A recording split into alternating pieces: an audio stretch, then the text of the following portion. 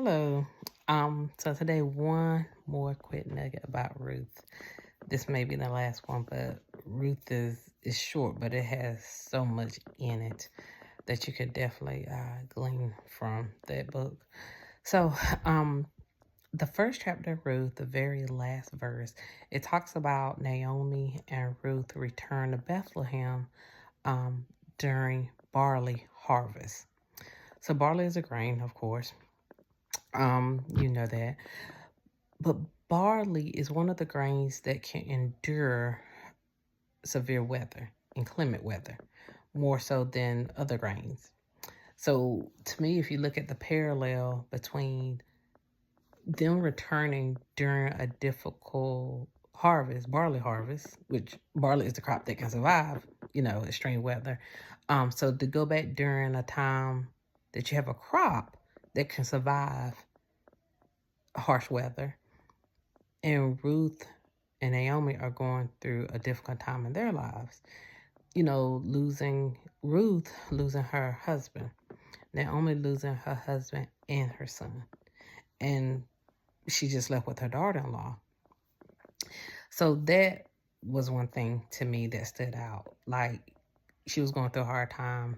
Barley survives during a hard time, which puts me in the mindset that Ruth will survive this. Ruth and Naomi both. So then you go to Ruth chapter 2. It's the 23rd verse. That's the very last verse in that chapter. So it says this is at this time, Ruth is gleaning in the fields, like gathering barley and wheat and everything in the fields with Boaz's maidens. And he tells her to stay with his maidens. He's also told the men not to bother her and that she's safe there. So she found favor in his eyes. And he knew about how good she had been to her mother-in-law, Naomi, and leaving her people and her family and what she knew to come to this lady, to come to a foreign land with her mother-in-law and to be with her and to really be like a daughter to her. So he tells her to stay there with his maidens, but at the end of that chapter, it's the end of barley and wheat harvest. So you see Naomi and Ruth go through this time frame. It's like the harvest is going through their own transition as well. And so that was towards the end. And then that was the second verse. So there's like a third and a fourth verse in Ruth. The last chapter is the fourth one. But by the end of that fourth chapter is when it's harvest time for Ruth and Naomi, because Boaz actually does what he's supposed to do as a next of kin. And he marries her and they have a child. And Naomi now actually has a grandson through Ruth and Boaz. So I say this to you to say, in the beginning, she talked about God afflicting her. And things do happen. God allowed things to happen to us. But how she did not give up. And I know how she felt in the beginning. And that's how a lot of us feel when we're going through stuff. But also remember to keep our eye and our mindset on what God is trying to do in that season and in that time. It's temporary. Now, temporary doesn't mean just a day or two. Temporary could be months or years sometimes. But it's a season. And in order to not make this a cycle or a circle or something that you have to keep repeating, seek God and ask him, God, what am I supposed to get in this season? I want to get what you're trying to get me to see or what you want me to have in this season.